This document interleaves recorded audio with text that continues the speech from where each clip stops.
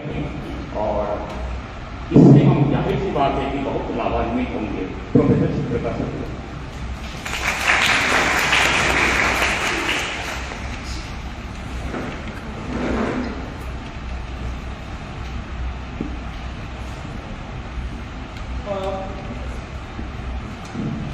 सबसे पहले तो मैं इस विश्वविद्यालय के हिंदी विभाग के यशस्वी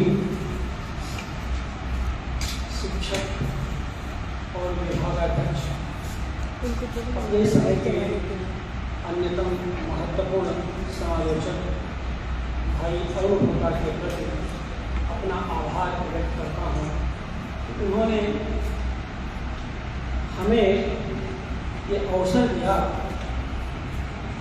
कि मैं उनके छात्रों से और उनके शिक्षकों से सीधा संवाद कर सकूं। बहुत समय से, बहुत दिन से आपके सर यानी मेरे मित्र के इस आलोक वृत्त को देखने की इच्छा थी और चल रहा था किसी बहाने।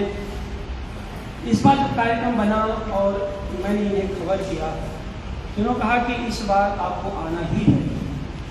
रास्ते में हम लोग चले, बीच बीच में जैसा होता है संयोजक की भूमिका में और मित्र हूँ, कोई बात ही नहीं है।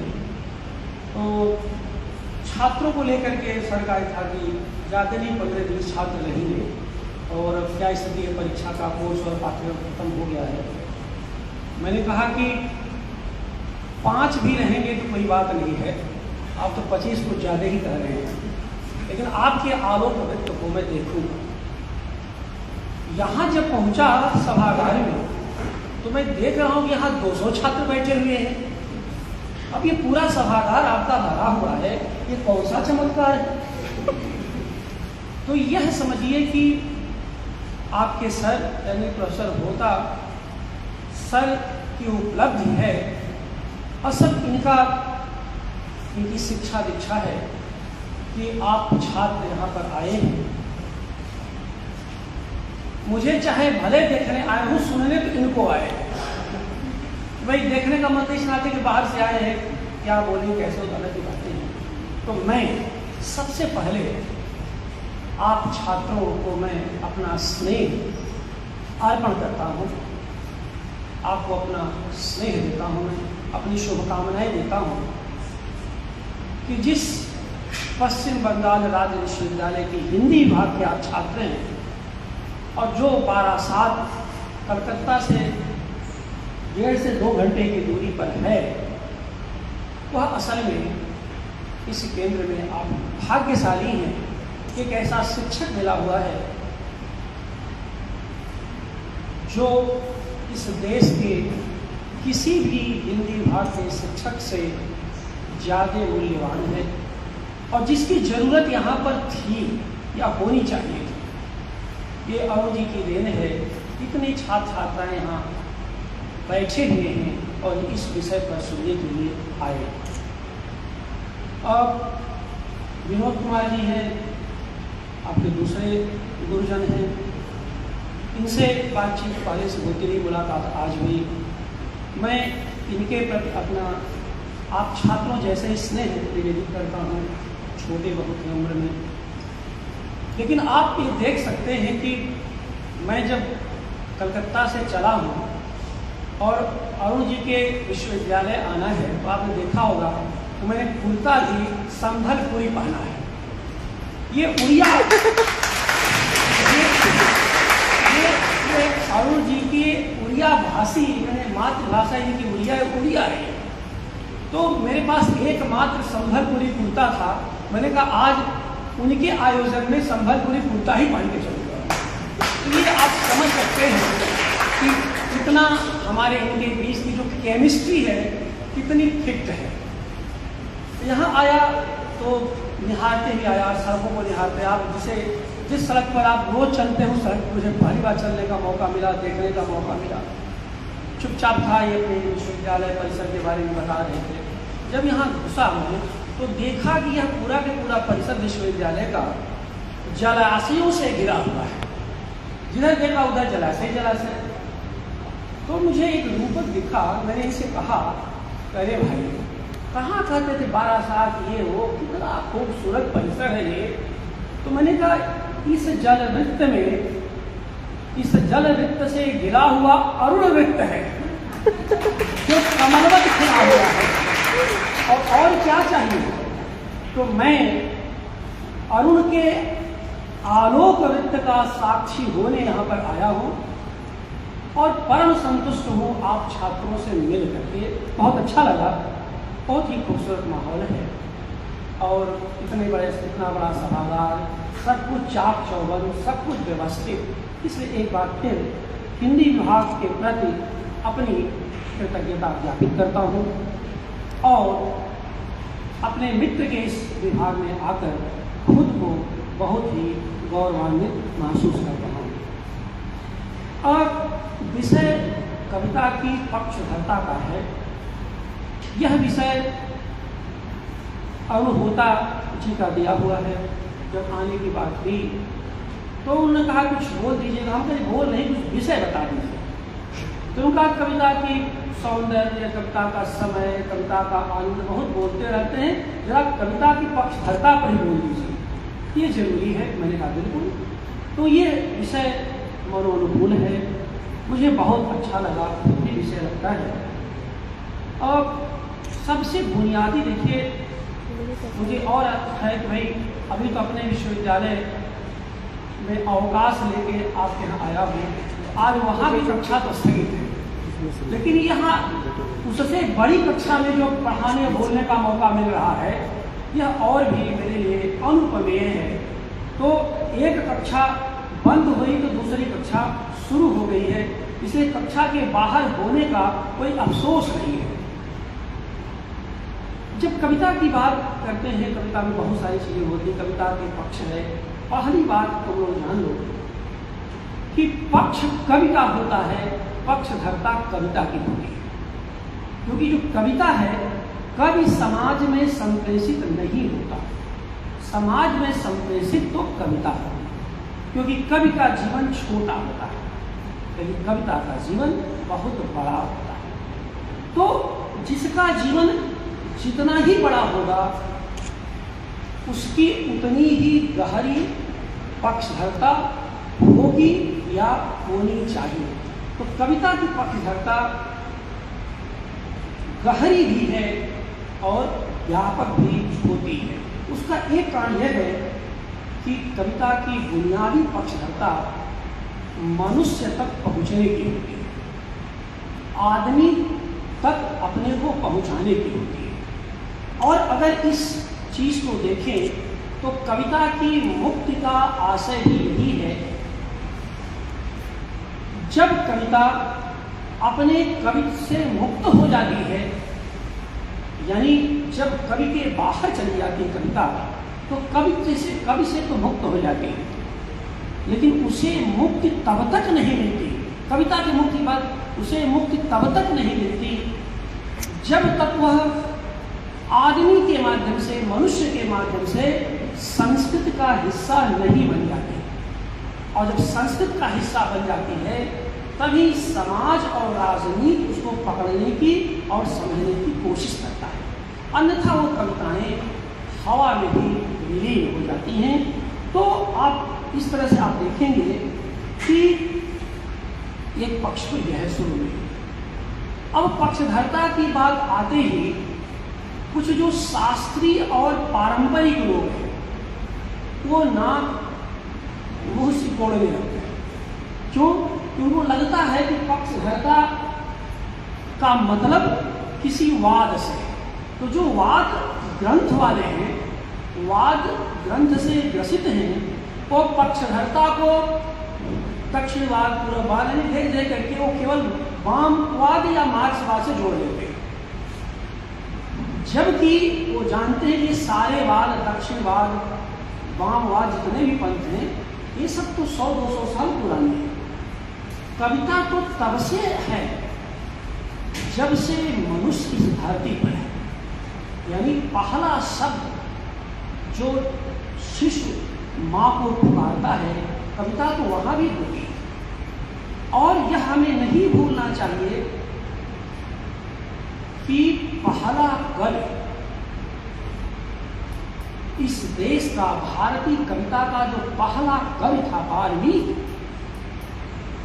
वह बुनियादी तौर पर एक पक्षधर कवि था। यह बात हमारे छात्र दर्ज करें और पूरी निष्ठा के साथ दर्ज करें कि पहला, वह वाल्मीकि तो किसी वाद में तो नहीं हो सकते थे, तब तो किसी कुछ पता भी नहीं था। लेकिन आप देखिए कि उनकी कविता किसकी पक्षधर कविता है। वाल्मीकि ने जब पहला श्लोक लिखा, मां निषाद प्रतिष्ठाम त्वम गमः शाश्वती समा यत् क्रौच मिथुनात् एकम बहि काम मोहितम, तो वह इतने पक्षधर थे कि बहेलिए से नहीं, वह मिथुन रथ क्रौच पक्षी के साथ खड़े थे। और उसमें भी साथ इस नाते खड़े थे कि दाम्पत्य जीवन में बंधे हुए क्रौच के पक्षी के जोड़े को जो तुमने मारा है, यह अपराध है, यह सभ्यतागत सांस्कृतिक अपराध है। पहेलिये के पेशे को उन्होंने प्रश्नांकित नहीं किया, उन्होंने प्रश्नांकित किया है उन संबंधों को जिसके बीच तुमने मारा है। यानी जो उनका जो करुणा विगलित मन था, जो जीवन के पक्ष में वह बात कहना चाहते थे, और तब कहा गया है कि शोकः श्लोकोत्तमांगतः, शोक ही श्लोक में बदल गया। तो जब हमारी शास्त्रीय परंपरा की नींव में ही शोक के श्लोक में बदल जाने की चेतना और बेचैनी है, तो कविता को क्या पक्षधर नहीं होना चाहिए? कविता में जो लोग आनंद की बात करते हैं, सौंदर्य की बात करते हैं, क्या उसमें जीवन नहीं होता? क्या उस आनंद की अपनी पक्षधरता नहीं है? बुनियादी तौर पर आनंद भी जीवन का पक्षधर काव्य होता है, काव्य बोध को निर्मित करता है। इसी कारण से देखोगे कि शास्त्र के समानांतर जब काव्य खड़ा हुआ, तो काव्य यानी कविता सबसे पहले मनुष्य के साथ खड़ी हुई। शास्त्र मनुष्य के साथ खड़ा नहीं था, मानवीय समानता के साथ शास्त्र खड़ा नहीं था। इस बात को आप काव्य शास्त्र के माध्यम से जान सकते हैं, संस्कृत साहित्य के माध्यम से जान सकते हैं, और हिंदी और भारतीय भाषा के साहित्य के माध्यम से जान सकते हैं। बुनियादी तौर पर जो शास्त्र था उसमें श्रेणीबद्धता थी, उसमें पात्रता की खोज हुआ करती थी कि कौन ज्यादा पात्र है, और उच्च कुलीन जो लोग हुआ करते थे, उच्च वर्ण के, शास्त्र के अध्ययन के लिए वे ही सुपात्र थे। उसमें वर्ण व्यवस्था में निचले पाए पर जो लोग थे, एक तो वो पात्र नहीं थे, दूसरे स्त्री पात्र नहीं थे। भारतीय समाज की जो स्त्रियां थीं, उनको शास्त्रीय प्राप्तव्य की छूट नहीं थी, वहां तक पहुंचने की छूट नहीं थी, जिसके लिए लंबा संघर्ष चला सभ्यता में। और उसी की परिणत है कि 20वीं सदी का उत्तरार्ध विमर्शों के साहित्य से अटा पड़ा। आइडेंटिटी लिटरेचर जो आया वो उसी के भीतर से आया, चाहे आप दलित साहित्य, स्त्री साहित्य, आदिवासी साहित्य, पर्यावरण साहित्य, बहुत सारे साहित्य की बात आप कर सकते हैं। तो कहने का आशय यह है, जब काव्य आया, और काव्य आने का मतलब भरत ने जब नाट्य शास्त्र लिखा, और उसके पहले आयतरेय महिदास जो काव्य शास्त्रीय पहले आचार्य थे, आयतरेय महिदास, उन्होंने देव शिल्प बनाओ मानुष शिल्प की बात की थी। और मानुष शिल्प की जो परिकल्पना है, वह कविता की पहली पक्षधर परिकल्पना है, जिस समय हमारा काव्य शास्त्र का विकास भी नहीं हुआ था। उसकी तो भरत के बाद भामह, दंडी, भट्ट तमाम लोग आते हैं, लेकिन जो बुनियादी चीजें थी, तो लोग इस बात को जानते होंगे कि कविता का जब शास्त्र विकसित हुआ, तो उसने ये बताया कि कविता एक जिम्मेदार कर्म है, काव्यालंकार और दंडी का काव्यादर्श आपके यहाँ भारतीय काव्यशास्त्र में पढ़ाया जाता है, पाठ्यक्रम जरूर होगा, सर बताए होंगे, भारतीय यहाँ दोनों सर आपको संबोधित करते ही होंगे। भामह से लेकर के दंडी से लेकर ये जो शास्त्र खड़ा हुआ, शास्त्र के समानांतर कविता खड़ी हुई और उस कविता ने इस बात की बुनियादी शिनाख्त की थी कि यह कविता एक ऐसी कविता है जो सबके लिए संभव है, इसमें किसी प्रकार का जाति भेद, धर्म भेद, वर्ण भेद नहीं है। तो आपकी पक्षधरता की शुरुआत उस शास्त्र के समानांतर कविता के खड़ी होने से होती है। ये तो बाद वाले विमर्श बाद में खड़े हो गए, जब कहा कि ये वाम पंथ है, दक्षिण पंथ है, उत्तर पंथ है, दक्षिण पंथ है, ये सब तो बाद की चीजें हैं। क्योंकि जब आधुनिकता आई, तो जब आइडेंटिफिकेशन आया, उसमें तरह तरह के भाई वाद आए। आप सब जानते हैं कि वो 20वीं सदी में फिर तो संरचनावाद, उत्तर संरचनावाद, आधुनिकता, उत्तर आधुनिकतावाद, रूपवाद, शैली विज्ञान, और उसी में जो है वामपंथ, उसके बाद दक्षिण पंथ, प्रगतिशील, कलावाद, दुनिया। लेकिन आप देखिए, मैं असल में मैं चाहता हूँ कि बुनियाद को पकड़ो, बाकी आपको ये चीज़ें जो ये बुनियाद है कि जल्दी हम कक्षा में छात्रों को जब पहली या दूसरी कक्षा लेते हैं तो 2 कक्षा में यही बात बताते हैं कि ये जो बुनियाद, इसको समझने की कोशिश की जानी चाहिए। क्यों? क्योंकि कविता एक ऑर्गेनिक होल थी। हमारे काव्यशास्त्रियों के लिए कविता एक टोटल आइडेंटिटी, कंप्लीट थी। वो जो है समग्रता में देखी जाने वाली विधा थी। उसमें सेक्शंस नहीं थे, उसमें आनंद भी था, अवसाद भी था, दुख भी था, करुणा भी था, प्रेम था। आखिरकार 8 स्थायी भाव ही तो हैं। रति, हास, शोक, क्रोध, भय, उत्साह, जुगुप्सा, विस्मय, यही 8 स्थायी भाव हैं जो धरती के किसी भी मनुष्य में होते हैं, वो चाहे अमेरिका में पैदा हो और चाहे पश्चिम बंगाल में पैदा होगा। भाव यही होंगे, इन्हीं के परमुटेशंस और कॉम्बिनेशन से चीज़ें विकसित होती हैं। और यही से साहित्य, इसी नाते भाव और रस में अंतर है। भाव अमूर्त होता है, भाव आपके भीतर होता है, लेकिन पता नहीं चलता कि किस भाव में आप। जब वह भाव, विशेष भाव साहित्य के क्राफ्ट का हिस्सा बन जाता है तो वही भाव रस में रूपांतरित हो जाता है। यानी जो रस है मूलतः तो भाव है, लेकिन वो संप्रेषित होता है अपने आश्रय के माध्यम से, अपने आलम्बन के माध्यम से, जिसे आप विभाव कहते हैं, विशिष्ट भाव। उसके लिए साहित्य चाहिए, नाटक चाहिए, कविता चाहिए, कहानी चाहिए, जिसके माध्यम से हो, लेकिन ये सब सारी चीज़ें होती हैं। तो जो बुनियादी चीज़ थी वो ये थी, जिस पर मैं शुरू में ही आप छात्रों को ये बात बताना चाहता था। क्योंकि आधुनिकता में जो मॉडर्न पोइट्री है, इसमें बहुत कुछ आप जानते होंगे, बहुत कुछ पढ़े होंगे। उस पर केवल संक्षेप में बात कहूँगा और इस पर मैं फोकस करना चाहता हूँ। तो अब बात कहाँ से मिली? तो कविता का पक्ष, बल्कि कवि का पक्ष और कविता की पक्षधरता कुछ और नहीं, सत्य के उद्घाटन में है। और सत्य तो बहुत विवादित है, लेकिन ऐसा नहीं है। सत्य विवादित होता है सभ्यता के विकास में, लेकिन कुछ जैसे स्थायी भाव होते हैं, वैसे ही कुछ स्थायी सत्य के स्थायी मूल्य भी होते हैं जो शाश्वत होते हैं। कविता उन मूल्यों को ऐड करती रहती है, विकास करती रहती है, विस्तार करती रहती है। क्यों ऐसा? क्योंकि कविता की सर्वाधिक पक्षधरता सत्य के साथ खड़े होने में। इसके लिए बहुत ही सुंदर है, ईसा वास्योपनिषद में एक श्लोक है। अब देखो कहाँ कहाँ कविता छुपी हुई है। ईसा वास्योपनिषद में एक श्लोक है, हिरण्मयेन पात्रेण सत्यास्य पिहितं मुखम तत्पूषण अपावेणु सत्य धर्माय दृष्टये। वो कहते हिरण्मयेन पात्रेण, वो एक ईश्वर से प्रार्थना करता है कि एक सोने के ढक्कन से सत्य का मुंह ढका हुआ है।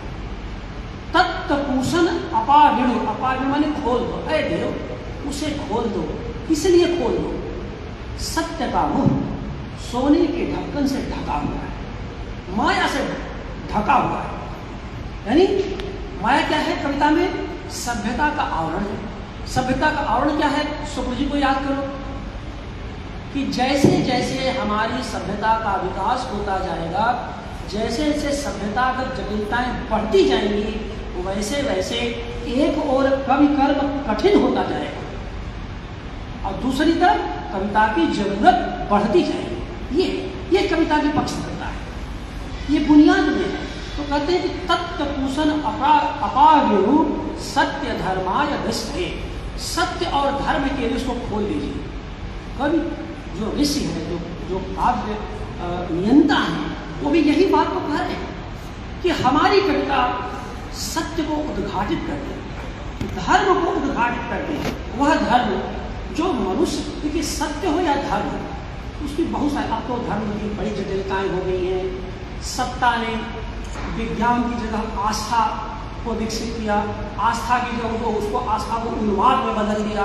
ये सब तो आधुनिक क्रिया करने की बातें होती हैं, लेकिन सत्य और धर्म बुनियादी तौर पर वह है जो मनुष्य को मुक्त करे, जो उसे ज़्यादा मानवीय बनाए, ज़्यादा सामाजिक बनाए और ज़्यादा जागरूक बनाए। तो ये सत्य और धर्म की बुनियादी स्थिति है रही है। कविता ने यहाँ पर अपनी कसौटी बनाई है, जिस पर कि इतना मुलम्मा सभ्यता के विकास में चढ़ गया कि ये सब ओझल हो जाते हैं। हमारा दायित्व, हम शिक्षकों का दायित्व, वो जो परतें चढ़ी है माया की ना, सभ्यता की ना, उसको थोड़ा सा अपागिणु कर देना है। उसको ढक्कन को मैं उस ढक्कन को असल में खोलना चाहता हूँ थोड़ा, क्योंकि वो इतनी हजारों वर्ष की परंपरा में ये चीज़ें, अच्छा क्या है, विश्वविद्यालय में इन बातों को बताने वाले नहीं है, पढ़ाने वाले नहीं है, हैं भी तो कोई रुचि नहीं है। अगर रुचि भी है तो छात्र की रुचि नहीं है, क्योंकि क्या होता है, तुमने देखा होगा कि जो काव्य शास्त्र को चाहे पश्चिम का भी पढ़ लेगा, वो उसे आधुनिकता, उत्तर आधुनिकता, ये वो दुनिया भर का वो फूको देरीदा जाने, उसको डका करके माहौल बनाएगा। लेकिन जब आपकी बुनियादी संस्कृत साहित्य की बात आएगी, उसकी शास्त्रीय, तो वो कहेगा ये सब बकवास है, सब जड़ लोग थे, ये थे, वो थे। वजह क्या है? 25-26 साल के शिक्षक के अनुभव से मैं कह रहा हूँ, गालियाँ वही देता है अपनी परंपरा और सांस्कृतिक पूंजी को जिसे पता ही नहीं रहता उसमें है क्या। और जब पता रहेगा तो आप उसके प्रति कृतज्ञ होंगे, आप हमेशा उसके प्रति समझ, क्यों? क्योंकि वह गर्भगृह है जहाँ से ऊर्जा के अनेक स्रोत फूटते हैं, अनेक किरणें वहाँ से, उजास की अनंत किरणें वहाँ से फूटती हैं, और तब पता चलता है कि आपकी कविता की विरासत कितनी बड़ी है। यूं ही नहीं, भामह ने 6वीं शताब्दी में कविता के बारे में क्या लिखा है? कहा है कविता नहीं, कवि कर्म की जिम्मेदारी की बात। जिम्मेदारी क्या? देखो यानी वो जो एहसास था, कितनी ताकत थी। देखो ऐसा नहीं कि 5 लाइन लिख दिया, कविता हो गई और उन सर के पास लेके पहुंच गए, कहा सर देख लीजिए, ये लोग तो कविता लिखी है, तो काव्य अभ्यास लेके चले आओ, पढ़ लिखे नहीं क्या? आप नाराज हो गए, अगले दिन से नमस्कार करना बंद कर दिए, अगले दिन से देखना बंद कर दिए। जो होता है छात्र काल, हम उससे समर्थन चाहते हैं, और अगर कस के बोल दीजिए, उनको ठीक से समझा दीजिए, तो वो एकदम बिल्कुल मुँह बना करके वो कहेंगे अरे मैं किसी और को दिखवा दूँगा। वो तब तक दिखवाते रहेंगे जब तक ऊपर दस्तखत नहीं हो जाएगी, और जैसे दस्तखत हो जाएगी उसी को पीठ पर ढोएंगे और कविता ढोने की वस्तु बन जाएगी समझने के लिए। तो कविता ढोने की वस्तु नहीं है, कविता जीवन में उतारने की चीज़ है। क्योंकि कवि कर्म की जो जटिलता है, कवि कर्म की जो जिम्मेदारी है, वह जिम्मेदारी हमारे पुरखों ने हमारे ऊपर पहले से लादी है। भामह ने, बड़ा मजेदार है, उन्होंने कहा कि कविता नहीं लिखोगे तो तुम्हें कोई फांसी नहीं लगेगी, तुम्हारी ना कोई हत्या करेगा ना कोई दंड लगेगा। लेकिन खराब कविता लिखोगे तो नरक के भागी हो जाओगे। आप जरा देखिए, ना कवित्वम अधर्माय व्याधये दंडनामवा कु कवित्वम पुनः साक्षात मृत्युर्माहुर मनीषिण। कहा ना कवित्वम अधर्माय, अगर कविता नहीं लिखोगे, कोई अधर्म नहीं करोगे, क्योंकि धर्म की बात आई है, सत्य और धर्म को उठाने के लिए कोई अधर्म नहीं है, न्यूट्रल गेयर में चलो, कोई दिक्कत नहीं है। लेकिन कु कवित्वम पुनः साक्षात मृत्युर्माहुर मनीषिण, यदि खराब कविता लिखोगे तो साक्षात तुम मृत्यु के भागी बनोगे, सहभागी बनोगे। ये ऊंचाई है कविता की जिम्मेदारी की। ये ऊंचाई इसी नाते है कि कविता को पूरी प्रतिबद्धता के दायरे में, लोकबद्धता के दायरे में और संबद्धता के दायरे में हमारे पुरखों ने समझने की कोशिश की है। और यही बातें प्रगतिशील आंदोलन में नागार्जुन, केदारनाथ अग्रवाल, शमशेर के वचन आए, वो जरूर थे कि वो लोग मार्क्सवाद में प्रशिक्षित होकर के ये बातें कह रहे थे, जहाँ से कलावाद और मार्क्सवाद के लिए विभाजन शुरू होता है। लेकिन वे लोग भी जानते थे कि ये सारी बातें कविता की जिम्मेदार नागरिक की बातें ये हमारी परंपरा में मौजूद हैं। लेकिन याद रखिए, बाद के वामपंथी जो वाम आलोचक थे, वो चाहे भले इस शास्त्रीय परंपरा से मुंह मोड़ लिया हो, लेकिन निराला, नागार्जुन, शमशेर, ये सब के सब अपनी गहरी सांस्कृतिक परंपरा से परिचित थे। नागार्जुन से बड़ा विद्वान कौन था? वो तो बड़े कठोर मार्क्सवादी थे। लेकिन आप देखिए उस कविता में, देखिए कालिदास सच सच बतलाना क्या बाधा है। मंत्र कविता को देख लो, मंत्र कविता को पढ़ लो, उनसे बड़ा कोई शास्त्रीय कवि हो सकता था क्या? लेकिन उन्होंने अपने जमाने में उस शास्त्र को लोक संबद्ध किया, लोक से जोड़ दिया। तो कहें थे, क्योंकि वह भी जानते थे कि खराब कविता पीढ़ियों को बर्बाद करती है। अब खराब कविता की कैसे पहचान करोगे? रस है, छंद है, अलंकार, ये सब नहीं, ये सब तो उसके आलंकारिक विधान है कि ध्वनि है, क्या है। लेकिन सवाल यह है, कविता अपने आशयों में, मूल आशयों में क्या संप्रेषित कर रही है? क्या बंधन को ढीला कर रही है या बंधन को और बंध में बांध रही है और जड़ बना रही है? तो कविता की बुनियादी जो चिंता है, बंधन को ढीला करने की चिंता है, यह असल में होनी चाहिए। इसीलिए आप देखिए कि कविता को रमणीयता से जोड़ा गया है। और जब पंडित राज जगन्नाथ रमणीयात प्रतिपादक शब्द काव्य का 17वीं शताब्दी तक देखो, तो रमणीयता को आनंद मूलक केवल नहीं मानते, ज्ञान मूलक मानते। रमणीयता ऐसा कोई आनंद नहीं दे सकता, क्योंकि 17वीं शताब्दी तक आधुनिकता विज्ञान के दायरे में आ चुकी थी और उनको विज्ञान के समानांतर कविता को प्रूव करना था। तब रमणीयता के आनंद को उन्होंने ज्ञान से जोड़ दिया। यानी ऐसी कोई कविता की अंतर्वस्तु रमणीय हो नहीं सकती जो आपकी संवेदना के साथ साथ ज्ञान का में जोड़े, न ज्ञान में वैल्यू एडिशन न करे, आपके ज्ञान को विस्तार न दे। तो आप देखेंगे कि कविता ज्ञान प्रसार का भी माध्यम हमारे यहाँ बन गई है। और इसी कविता के ज्ञान प्रकाश और ज्ञान प्रसार की वजह से तुमने देखा होगा कि आधुनिक जो कविताएं रही, आधुनिक कविता पहले तो था ही अंधकार। तो कविता में देखो, अंधकार तो प्रकृति का बुनियादी सत्य है। प्रकृति के पास केवल अंधकार है, क्योंकि सृजन का आधार उजाला नहीं, अंधेरा। कविता की जिम्मेदारी उस अंधकार को प्रकाशित करने के लिए, उस अंधकार को आलोक पुंज से भरने के लिए कविता की। इसी नाते तुम देखोगे कि जब आधुनिक समय, तो वही पुरानी बातें जिसको तुम पुरानी कहते हो, उसको मैंने थोड़ा नया बना करके बताने की कोशिश की। लेकिन चले और आधुनिक साहित्य जो हम लोगों के पाठ्यक्रम में पढ़ाया जाता है, अंधकार का मतलब तो यह नहीं कि लाइट बुझा दो और अंधकार हो जाए। अंधकार मन के भी भीतर होता है, जड़ता का भी अपना अंधकार है और घिरे होने का भी अपना अंधकार है, चेतना के कुंठित होने का भी अपना अंधकार है। और चेतना को सकारात्मक दिशा देने में ही उसका उजाला है। तो कहने का आशय ये है कि तुम देखोगे कि पूरी की पूरी जो कविता की यात्रा रही है वो अंधकार को प्रकाशित करने की यात्रा रही है। और यह भी तुम देखोगे कि दंडी ने काव्यादर्श में एक श्लोक लिखा है, वो भी बड़ा मजेदार है। इद मंधः तमः कृत्स्नं जायेत भुवनत्रयं यदि शब्दाह्यं ज्योति संसारं न दीप्यते। बड़ी काम की बात कहा है।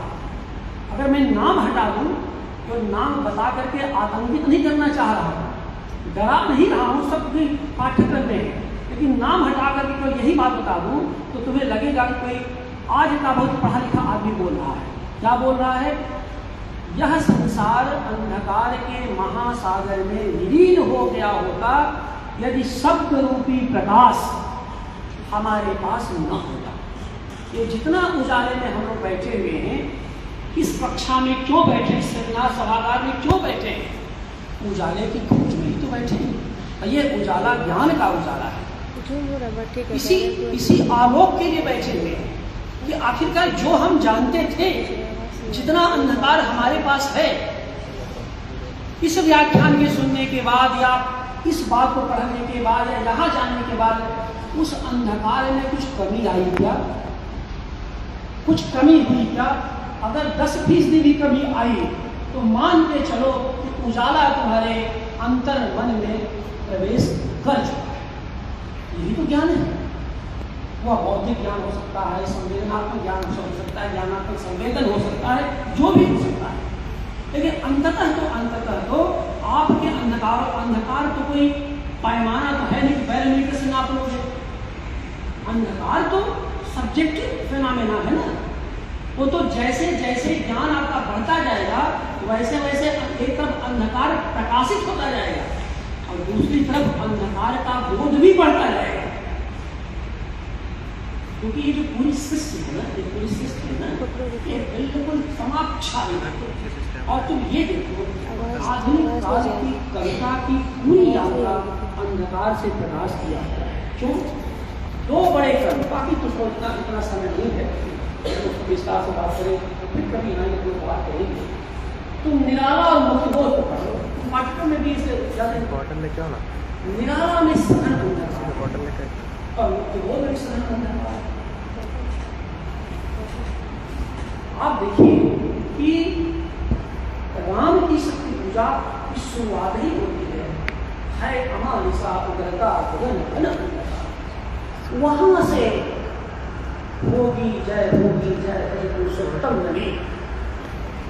और मुक्तिबोध की तो सारी कविताएं अंधकार से संघर्ष की ही कविताएं, और तभी तो वो ज्ञानात्मक संवेदनात्मक ज्ञान के सिद्धांत दे पाते हैं। कहानियों में अंधकार है। उनकी पक्षी और दीमक कहानी पढ़ो, इसमें पंख और व्यापारी के का परस्पर, पक्षी के पंख और व्यापारी के जो संवाद होता है वो बड़ा जबरदस्त है। तो कहने का आशय ये है कि चाहे कविता हो चाहे कहानी हो, अंधकार से निरंतर उजाले की यात्रा है। और इसी कारण से कविता की जो बुनियादी पक्षधरता का एक और स्वरूप बनता है तो यह है विपरीत स्थितियों में उम्मीद को बनाए रखना। अब उम्मीद न वाम है न दक्षिण है, ये मनुष्य की जिज्ञासा का संबंध मूल्य है। विपरीत परिस्थितियों में उम्मीद को बनाए रखना। और सर जानते हैं इन्होंने कोरोना काल में लिखी हुई कविताओं का संचय किया। कितने लोगों ने देखा है पुस्तकालय में, उसमें संकट के समय में जो कविताएं लिखी गई कोरोना काल में वो कविताएं समझ गई। और तुम लोग उसको देखोगे कि जब पूरी निष्पक्षता थी, पूरी निष्पक्षता का वातावरण था, पूरी कम्युनिकेशन नहीं था, भाई बहन के बीच, माँ बेटे के बीच, पति पत्नी के बीच भी स्पर्शहीनता का संबंध है।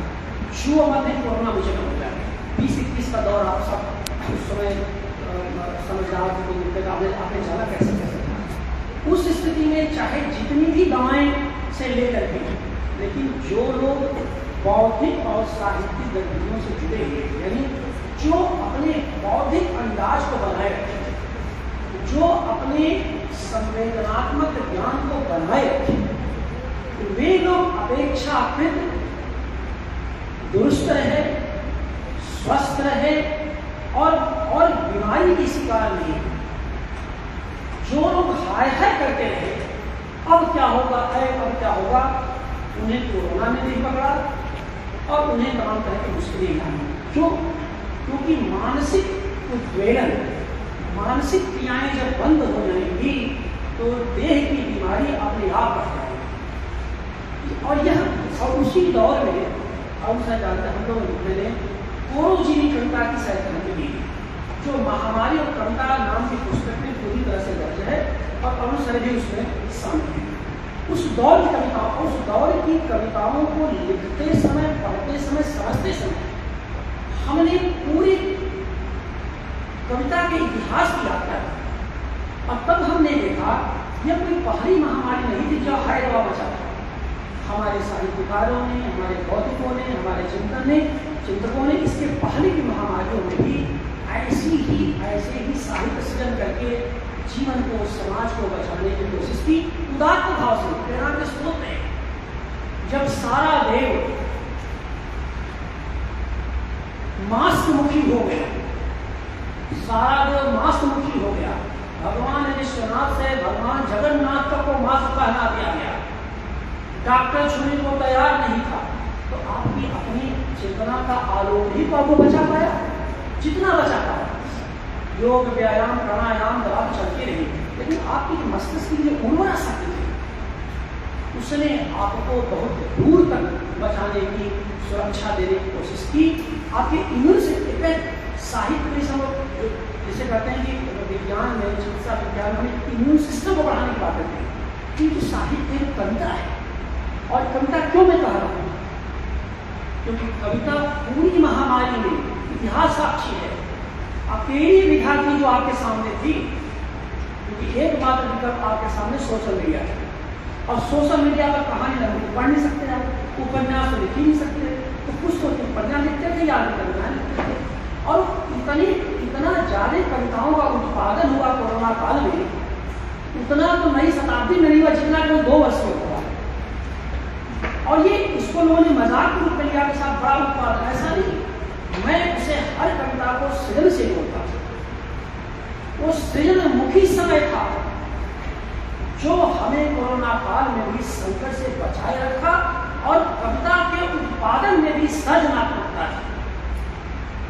इसीलिए दुनिया का सबसे बड़ा मनोवैज्ञानिक चिंतक लियो रोसेंथल ने, जो अमेरिका का सबसे बड़ा मनोचिकित्सक है, उसने कहा कविता को क्या कहा, कविता आत्मा की वैक्सीन है। भाषा जरा देखो, क्या इस महामारी के वैक्सीन आने के पहले क्या कविता की तुलना वैक्सीन से हो सकती थी क्या? संभव ही नहीं, क्योंकि वैक्सीन एक ऐसा शब्द था जो विज्ञान से आया था, चिकित्सा विज्ञान से आया था। वैक्सीनेशन तो था, यानी नई सदी में मैं कह रहा हूँ कि ये तो कोरोना काल में वैक्सीन आई, क्योंकि ऐसा नहीं वैक्सीन पहले नहीं थी, वैक्सीन तो 100 साल पहले इजाद की जा चुकी थी, 19वीं सदी में उत्तरार्ध आ चुकी थी, लेकिन वो वैक्सीन से बच्चों को पोलियो वैक्सीन, तमाम वैक्सीन, लेकिन कविता आत्मा की वैक्सीन है। ये तब बात आई रोसेंथल के दिमाग में जब वैक्सीन पर प्रयोग होने लगा था और पूरी दुनिया में सरकारों पर यह दबाव बन रहा था कि भैया जल्दी से वैक्सीन लगाओ। नहीं तो तुम लोग सोच नहीं सकते कि इसकी यात्रा में जब हम लोग मध्यकाल में गए और वो सब जानते हैं, तो भक्ति काल के कवियों ने भी महामारी के दंश को बहुत झेला। और कल भक्ति काव्य पर जो व्याख्या थी वहाँ पर भारतीय भाषा परिषद, वहाँ मैंने ये बात उठाई तो उस समय नहीं था कि, और आप ये समझ लीजिए कि अगर ये कोरोना की महामारी न आई होती तो शायद भक्ति काव्य को मैं उस नजरिए से खुद न देखता, जिस नजरिए से मैंने देखा, तो वह भी महामारी के दबाव के भीतर भक्ति काव्य की जो निरीश्वरता है उसका भी आधार उस समय की महामारी थी। और संत काव्य जो निर्मल ईश्वर का आप ईश्वर विहीन कविता की जो बातें आई, यानी मूर्ति पूजा का विरोध हो पाई, वो चीजें ऐसा नहीं कि मूर्तियों के बारे में उसकी बड़ी चर्चा नहीं होती थी, संत कवियों ने गंभीरता से कहा कि मूर्ति पूजा मूर्ति कोई अर्थ नहीं था। बहुत सारी वजह थी जिस पर कविता में डिबेट होता है कि शुक्ल जी कहते हैं प्रतिक्रिया थी इस्लाम की, द्विवेदी जी चित्र का विकास करते हैं, तो रामविलास शर्मा जातीयता का विकास करते हैं, वो सब बातें नहीं। लेकिन आप उस दौर के महामारियों के संकट को नजरअंदाज नहीं कर सकते, मेरा आशय है।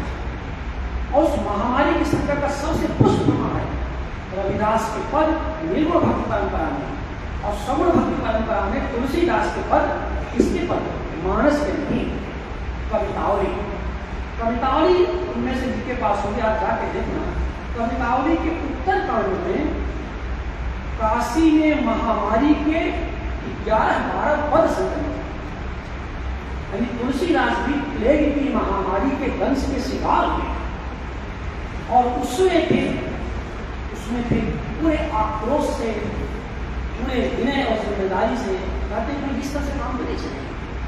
तो कहने का सब ये है कि सब सोसाइटी ये कविता है, तो कविता की जो बड़ी एक जिम्मेदारी रही है वो है उम्मीद को बनाए रखने की। इसी कारण से एक पंक्ति है मराठी के बड़े मशहूर कवि हैं नामदेव घसाल, जिन्होंने पंक्ति लिखा है, इस सर्वनाश से पृथ्वी को कवि और केवल कवि ही बचा सकता है। इस सर्वनाश से पृथ्वी को केवल कवि ही बचा सकता है। ये मराठी के प्रसिद्ध कवि नामदेव घसाल की पंक्ति। तो इसको इस तरह से देखो कि कविता की जो पक्ष रहता है वह विशेष को व्यापक संदर्भ देने में है। एक बात तो यह है, आखिरकार मुक्तिबोध जब कविता को असंख्य आदि जन से जोड़ने की बात करते हैं तो क्या करते हैं? वो तो सामाजिक और ऐतिहासिक दायरे में मुक्तिबोध कविता की पक्षधरता की बात कर रहे हैं। मुक्तिबोध इतने विलक्षण और विराट कवि हैं कि कामायनी काल के जयशंकर प्रसाद की कामायनी को भी नहीं बख्शा, जिस पर इतनी महानता से बातचीत हो रही थी, क्लासिक लिटरेचर है, उसके पूरे गुब्बारे में मुक्तिबोध ने झुका करके और कामायनी की जैसी आलोचना की वह आलोचना की मिसाल है। ऐसा नहीं उससे कामायनी ध्वस्त हो गई, लेकिन मुक्तिबोध ने अपनी समझ को स्पष्ट कर दिया और ये बता दिया कि उत्थानशील शक्तियों को समझे बगैर कविता का मूल्यांकन नहीं हो सकता। तो उत्थान शक्तियों का मतलब क्या हुआ? ऐसा नहीं कि लठमार शक्तियों की बात कर रहे हैं, श्रमिक की बात कर रहे हैं, मजदूर की बात कर रहे हैं, हाशिए पर उलझा हुआ झुका हुआ जो समाज है उसकी बात कर रहे हैं, और उसकी बात कर रहे हैं जो समाज अंधकार में वर्षों से फंसा हुआ है, उसको आलोकित करने के लिए कविता की जिम्मेदारी की बात है। तो कविता की पक्षधरता का मतलब एक तरह से जिम्मेदारी भी है। महादेवी, आधुनिक महादेवी की कविता जो दीप सिखा है उसमें पंक्ति है, फूल की इस भीड़ में मैं तार हरत निगाह मिला था। एक पंक्ति और है, उंगलियों की ओट से सुकुमार सब सपने बचा। ये कविता का ताकत है। कुछ मेरे पास नहीं है, उंगलियां तो है, सारे सपने तुमने खत्म कर दिए, मेरे पास मेरी उंगलियां तो हैं, उंगलियों के ओट से सुकुमार सब सपने। इतनी क्षमता है कविता की। ये कविता था धूल की, मेरे पास कुछ नहीं है, धूल तो है ना। एक स्त्री की ताकत देखो, एक कवित्री की कविता की ताकत देखो। और दीप शिखा में जो उनके गीत हैं संकलित, वो उनके पूर्व के सारे गीतों से श्रेष्ठ और महान है, क्योंकि उसमें महादेवी के काव्य की पक्षधरता का पता चलता है, खुलेआम पता चलता है। क्यों? क्योंकि महादेवी चिंतन के क्षण की भूमिका में इस बात को दर्ज कर रही है। आधुनिक कविता में अगर आपको उदाहरण कविता की पक्षधरता महादेवी को मार्क्सवादी नहीं है, महादेवी कलावादी भी नहीं है, महादेवी तो छायावादी है, लेकिन चिंतन के क्षण की भूमिका पढ़ो तो कविता की क्या पक्षधरता हुआ। मैं कविता के माध्यम से उस अंधकार में मनुष्यता को पहुंचाना चाहती हूँ जो सदियों की गुलामी से, की बेड़ियों से जकड़ा हुआ है स्त्री। तो ये जो ताकत है, ये जो ताकत है, और उसके पहले जो था उनका कोई सामने गीत वगैरह, ये स्वर मुखर है, जितना भी इसका मुखर है। ये इन्हें आधी कविता बात की जो कविता है, नागार्जुन की कविता की पंक्ति है, कविता उन लोगों की है जिनकी सांसों को आराम नहीं है। तो असल में कविता की पक्षधरता कुछ और नहीं, नव्यतर की तलाश है। कविता की पक्षधरता का आशय नव्य से नव्यतर की तलाश है, नव से नवतर की तलाश है, नए से नए की तलाश है। और नया से नया वही होगा, नया से नया कुछ भी कर लो, नया से नया वही होगा जो हमारी जनता को थोड़ा कम, थोड़ा शिथिल करेगा, हमारे भीतर के अंधकार को थोड़ा प्रकाशित करेगा। ये बुनियादी बातें, बाकी बहुत कुछ हो सकता है, पूंजीवाद हो सकता है, उत्तर पूंजीवाद हो सकता है, बाजार है, टेक्नोलॉजी है, बहुत कुछ है।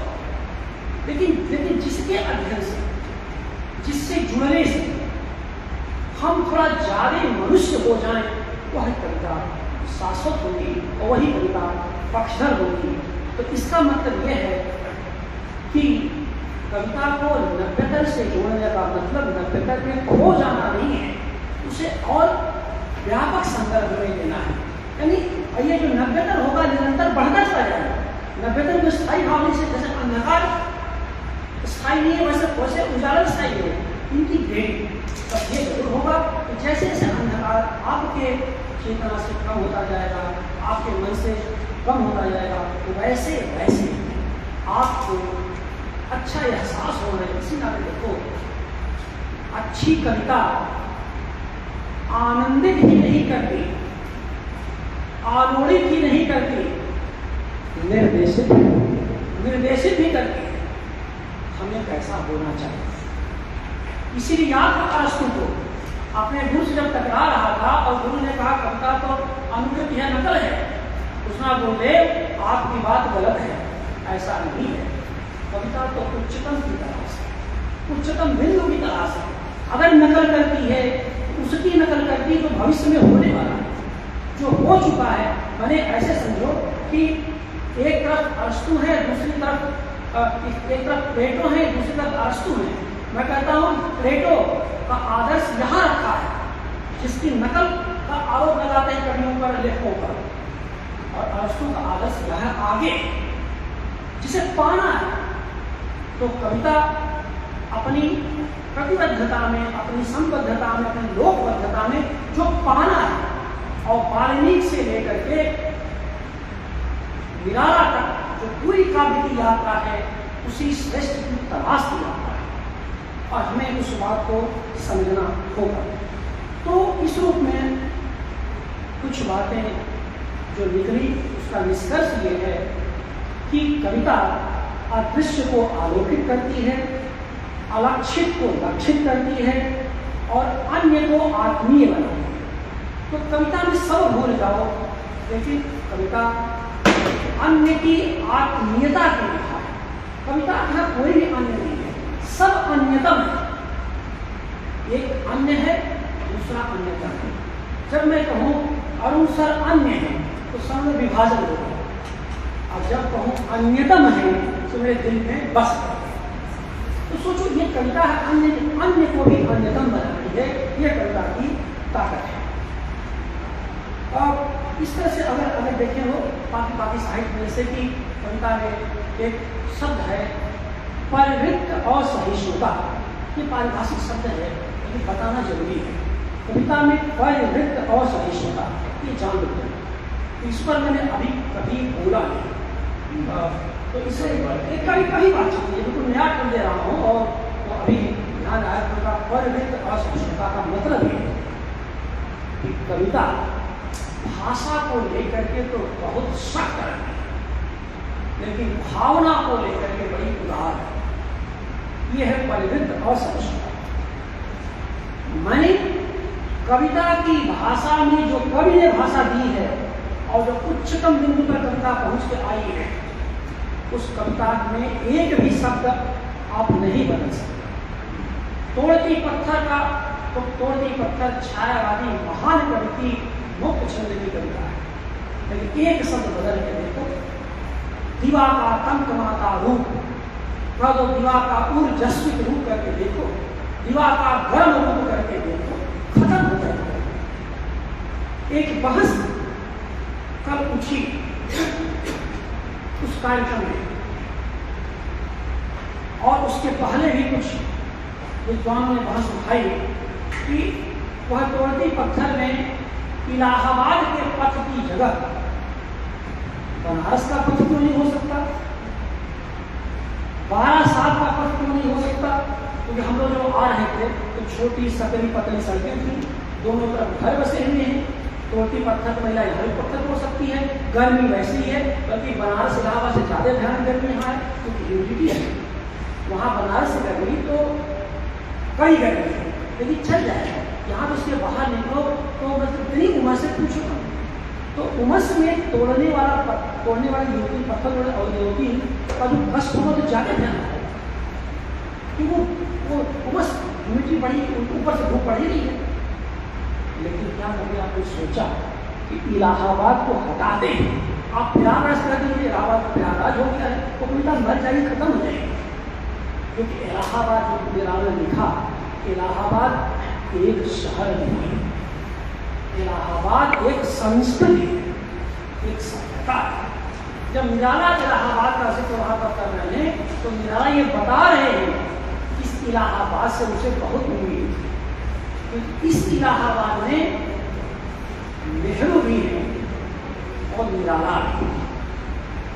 ये होता है आत्मावलोकन, आत्मसमीक्षा। वह पूरी पूरी कविता तो आत्मसमीक्षा भी करता है। निराला के पीड़ा, गहरी पीड़ा से निकली हुई आत्मसमीक्षा भी करता है। उसमें कैसे बदल गया, वो कैसे काशी बताए, इसे कहते हैं परिवृत्त और सहिष्णुता। और इस शास्त्रीय शब्द है, संस्कृत साहित्य में प्रयोग किया जाता है। इसका मतलब हुआ कि शब्द को नहीं बदल सकते, शब्द ठोस हो गया, ठस हो गया, जो कविता में आ गया। लेकिन क्यों ऐसा किया परिवृत्त और सहिष्णुता में? क्योंकि एक शब्द दूसरे का समानार्थी कभी नहीं होगा। सिनोनिम जिसे तुम लोग पढ़ते हो वो तो प्रतियोगी परीक्षाओं के लिए हम लोग पढ़ाते हैं, लेकिन अक्ष, आंख, नैन, नेत्र सब अलग है, सब अलग है। कविता में जब इनका प्रयोग करोगे तब पता चलेगा कि किसका अर्थ कहाँ है।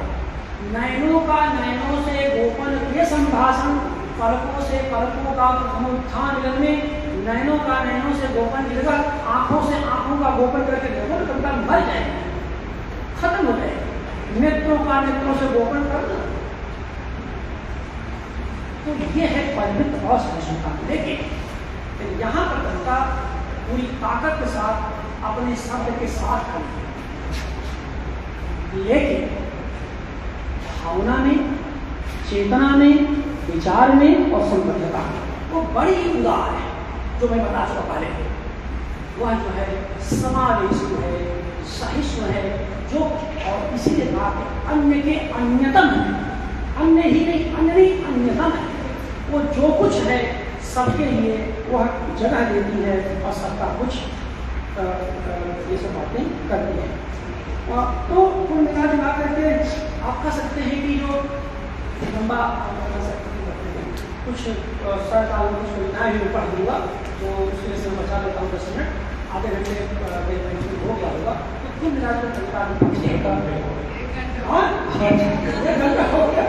अच्छा, तो एक क्लास तो हो गया, एक कक्षा में ईमानदारी से पूरी कक्षा लिया मैंने। तो ये कहा था कि ये जो कविता की जो पाठ्यता है, यानी एक ऐसी कविता, एक ऐसी विधा में आगे बताना चाहता हूँ, इसमें कर्म की अवधारणा है।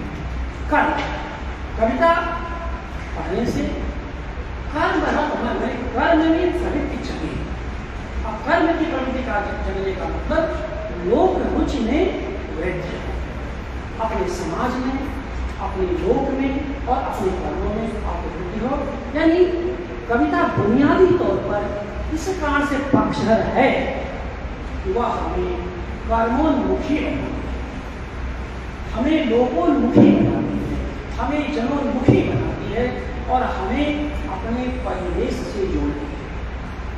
हम सर जानते हैं कि कोरोना काल कविताओं पर जब हम लोग बात कर रहे थे, इसे लगातार बात हो रही थी, क्योंकि भूमिका में हिंदी भूमिका लिखा है, उसमें लिखा भी है परिवेशगत संलग्नता, उसका एक सूत्र हम लोग लिखा है।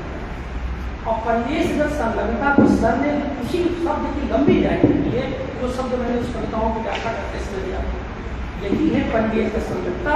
यह भी समझ महामारी के भीतर से कवियों के भीतर गहरे रूप में फिर पहले, क्योंकि कोई आपका साथ नहीं होगा, कविता में आपका परिवेश ही, और ऐसी कविता इसमें आपका परिवेश न भरे होता हो, आपका भूगोल न पता चलता हो, तो कविता दरिद्र संवेदना ड्रामा कुछ नहीं हो सकता। कहने का सह है उसमें परिवेश भरित हो, उसमें भूगोल भरित हो, और उसमें आपका इतिहास बोध भी पता चले। इतिहास बोध का मतलब, इतिहास बोध कविता को लंबी उम्र देता है, लंबी उम्र देता है। इतिहास बोध का मतलब यह है कि आपकी कविता आनंद तो दे रही है, प्रेम की बात तो कर रही है, लेकिन दिशा क्या है? कहीं आपको पलायन वाले तो नहीं बना रही है, या वह सामाजिक समाजोन्मुखी बना रही है। फिर में भी तो समाजोन्मुखी हो सकता है, ऐसे कौन सिखा लिखे प्रेम कविता? क्योंकि प्रेम की कविता में केवल देह का वर्णन ही क्यों होगा? प्रेम की कविता तो भक्ति काव्य ही कविता थी। प्रेम को छोड़ दे भक्ति काव्य की कहाँ ताकत है? लेकिन वह वास्तव मान्य है, आज उसमें बहस हो रही है। इस तरह से कुछ बातें थी जो तुम लोगों के सामने रखना चाह रहा था। मुझे लगता है कि तो एक बार फिर मैं कृतज्ञ हूँ। इतने खूबसूरत, इतने उन्नत भाव, इतने चेतन छात्र और छात्राओं से संवाद का मौका दिया, और 12 साल उस 12 साल को दिखाया जिसमें अरुणवत ने बहुत मत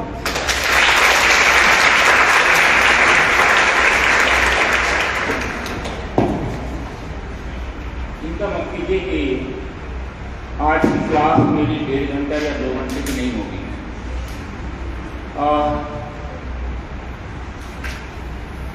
वाल्मीकि से लेकर निराला, नागार्जुन, मुक्तिबोध, तमाम कवियों के बहाने कविता में सैद्धांतिकी और व्यावहारिकी दोनों पक्षों पर इतना विद्वतापूर्ण भाषण, मुझे थोड़ा सा लाइटर मोड में कहूँ तो आज शुक्ल जी अपने मूड में थे।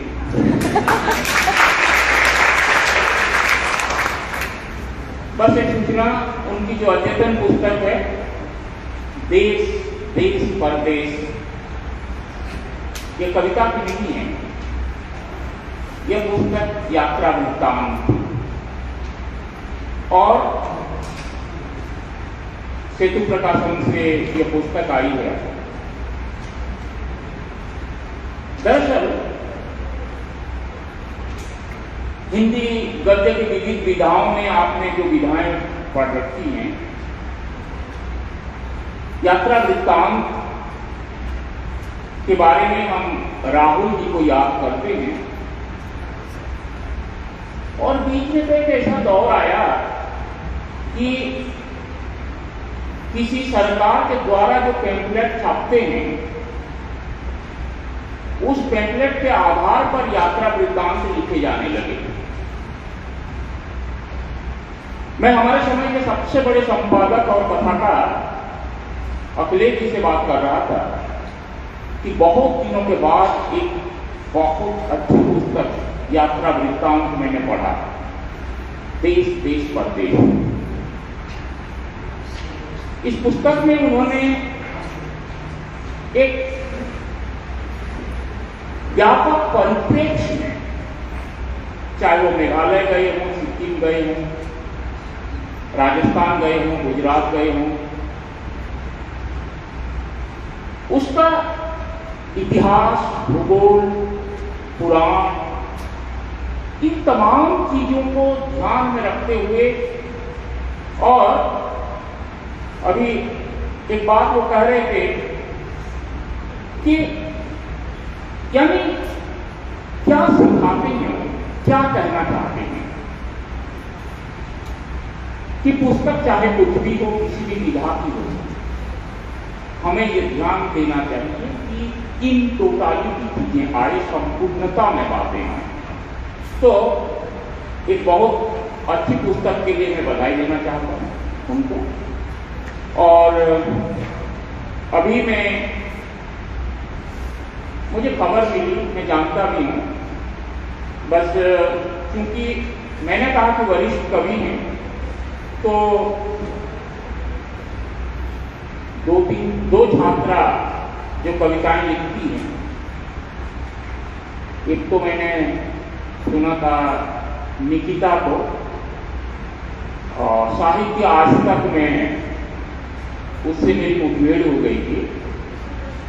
मैं इसलिए उसे बुलाना इसलिए चाह रहा हूं क्योंकि एक नवान्न कवि उन्हीं का दिया हुआ शब्द,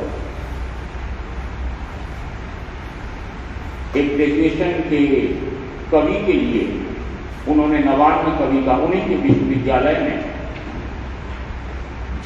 और एक नवान्न कवि जब अपने वरिष्ठ कवियों के समक्ष कविता प्रस्तुत करेंगे तो उनका कुछ आशीर्वाद भी मिलेगा। अगर कोमल लिखती हो तुम्हारे पास कुछ है तो दो एक कविताएं आप सर के सामने, क्योंकि मुझे तो कभी भी सुना सकते हैं अगर आपका मन चाहे तो। हालांकि सर ने जैसे कहा कि एक तथाकथित या सो कल्ड आलोचक, सो कल्ड आलोचक, सचमुच मैं एक बात स्वीकार कर लूं आप सबों के सामने, इस पुस्तक की इतनी तारीफ कर रहे थे सर,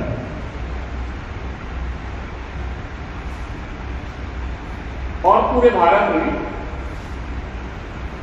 मेरे द्वारा संपादित उस पुस्तक की अशोक वाजपेयी से लेकर भूलेंद्र पटेल तक की जो कविताएं चुनी गई, लगभग 2000 कविताएं आई थी, तिमिर में ज्योति जैसे। और वो किताब बहुत ही हिट हुई, मतलब बहुत ही उसकी वो किताब पढ़ी गई, उस पर चर्चा हुई। भूमिका के चलते नहीं, बल्कि तमाम बड़े कवि, बहुत सारे बड़े कवि उसमें छूट भी गए, क्योंकि अपनी छोटी दृष्टि होती है, मेरी छोटी दृष्टि थी, तो मैंने जिन कविताओं को नहीं समझा, जाहिर सी बात है कि वो बड़े कवि हुए तो भी छूट गई, कोई बात नहीं। तो वह श्री प्रकाश जी और परम आदरणीय वरिष्ठ कवि मदन कश्यप की योजना थी। उनके दिमाग में पहली वो बात आई थी और मैंने वहां से पिकअप कर लिया। तो जाहिर सी बात है, इसलिए मैं धन्यवाद करना चाहता हूं।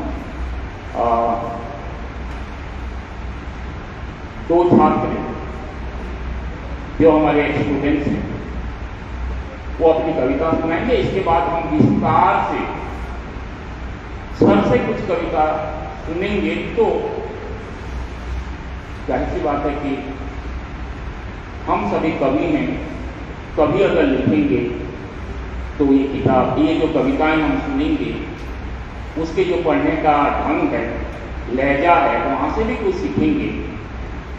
इस सीखने और जानने और समझने का दौर है, जिसमें भी ये थोड़ी सी इच्छा बची हुई है, जाहिर सी बात है कि वह बहुत आगे जाएगा, और जिसमें ये भाव है कि वह सब कुछ जानता है और रविंद्रनाथ की उस पंक्ति को भुला देता है कि विशाल एक पृथ्वी कोसों को जानी। रविंद्रनाथ कह रहे हैं, जिन्होंने दर्शन पर लिखा, कृषि विज्ञान पर लिखा, साहित्य पर लिखा, संगीत साधना की, कला साधना की, और तमाम विषयों पर जिन्होंने लिखा, केवल लिखा नहीं, देश विदेश उन्होंने भ्रमण किया, और उसके बाद वो कह रहे हैं कि इतनी बड़ी पृथ्वी, विशाल एक पृथ्वी को तो पूजा। तो मैं हमेशा इसलिए कहता हूँ कि हमें ये भाव बचा रहना चाहिए। तो निकिता, आपका स्वागत है। लाइव खत्म कर दो।